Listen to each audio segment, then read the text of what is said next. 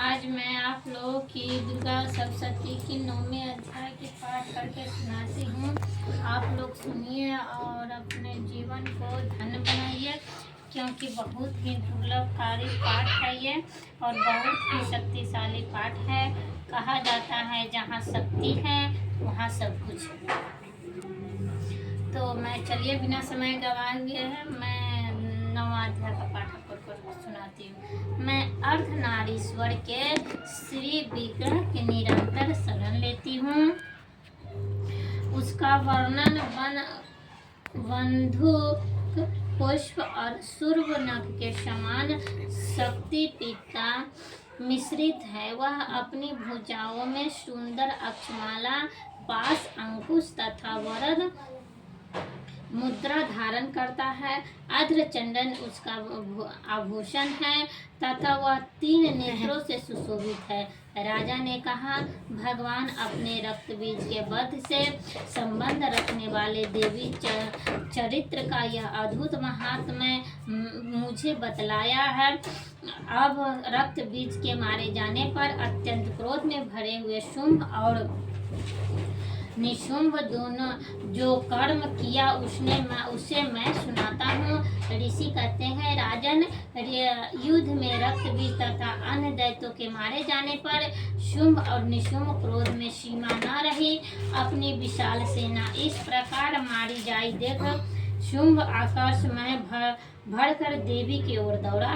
उसके साथ असुरों की प्रधान सेना थी। उसके आगे पीछे तथा पार्थ भाग में बड़े बड़े असुर थे, जो क्रोध से ओठ चबाते हुए देवी को मार डालने के लिए आए। महापराक्रमी शुंभ भी अपनी सेना के साथ मातृगणों के युद्ध करके क्रोधवश चंडिका को मार के लिए आ पहुंचा। तब देवी के साथ शुंभ और निशुंभ का घोर संग्राम छिड़ गया। दोनों दैत्य मेघों की भांति बाणों की भयंकर वृष्टि कर रहे थे। उन दोनों ने के चलाए हुए बाणों को चंडिका ने अपने बाणों के समूह से तुरंत काट डाला और सहस्त्र समूह की वर्षा करके उन दोनों दैत्य पतियों के अंगों में भी चोट पहुंचाए। शुंभ निशुंभ तीखी तलवार और चमकती हुई ढाल लेकर के श्रेष्ठ वाहन सिंह के मस्तक पर प्रहार किया। अपने वाहन को चोट पहुंचने पर देवी क्षुद्रपर्व नामक बाण से निशुंभ की श्रेष्ठ तलवार तुरंत ही काट डाली और उसकी ढाल भी, जिसमें 8 चांद उड़े थे, जड़े थे, खंड खंड कर दिया।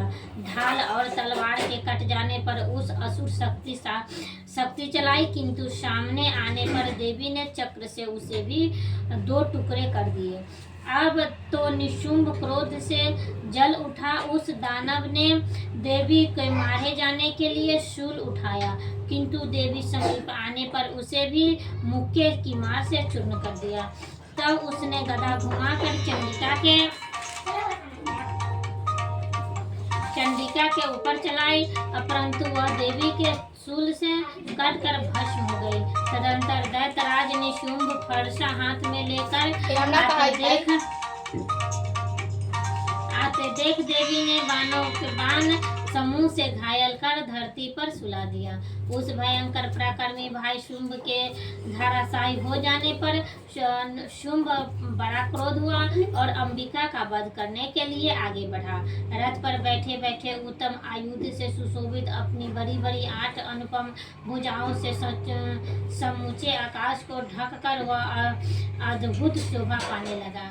उसे आते देख देवी ने शंख बजाया और शुंभ की प्रत्यक्षा की अत्यंत दुष्ट शब्द किया। साथ ही अपने घंटे की शब्द से जो समस्त दैत्य सैनिक का तेज नष्ट करने वाला था, संपूर्ण दिशाओं को व्याप्त कर दिया। तदंतर सिंह ने भी अपनी दहाड़ से, जिसे सुनकर बड़े बड़े राजाओं का महान पद दूर हो जाता था, आकाश, पृथ्वी और 10 दिशाओं को गुंजा दिया। फिर काली ने आकाश में उछलकर अपने दोनों हाथों से पृथ्वी पर आघात किया।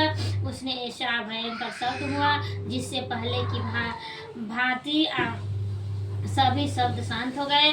तत्पश्चात शिवदूती ने दैत्यों के लिए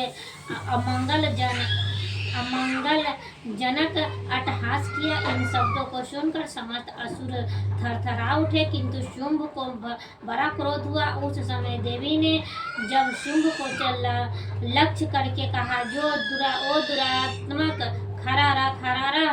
तब आकाश में खड़े हुए देवताओं बोल उठे, जय हो जय हो। शुंभ ने वहां आकर ज्वालाओं से युक्त अत्यंत भयानक शक्ति चलाई। अग्निमय पर्वत के समान आती हुई उस शक्ति को देवी बड़े भारी लुके से दूर हटा दिया। उस समय शुंभ,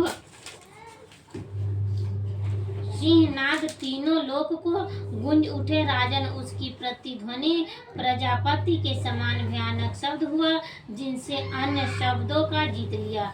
शुंभ के चलाए हुए बाणों के देवी और देवी चलाए हुए बाणों के शुंभ अपने भयंकर बाणों द्वारा सैकड़ों और हजारों टुकड़ों कर दिए।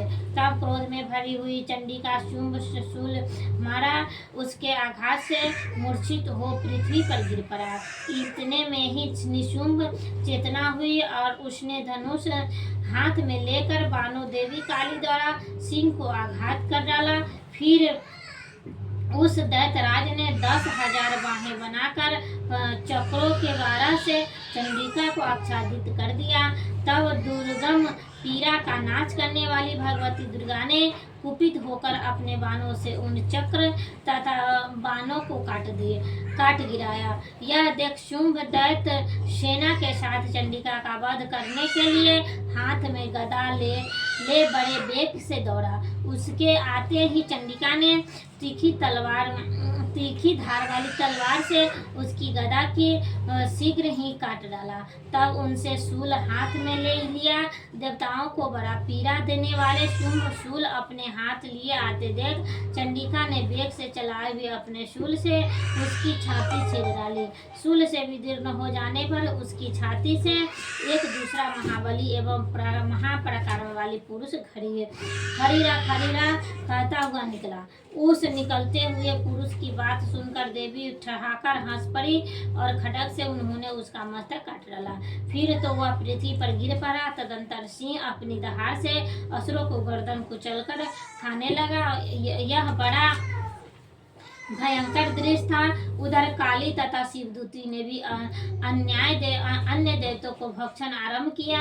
कौमार्या की शक्ति से विदीर्ण होकर कितने ही महादैत्य नष्ट हो गए और ब्रह्मांड के मंत्रपूत जल से निश्चेद होकर कितने ही भाग खड़े हुए।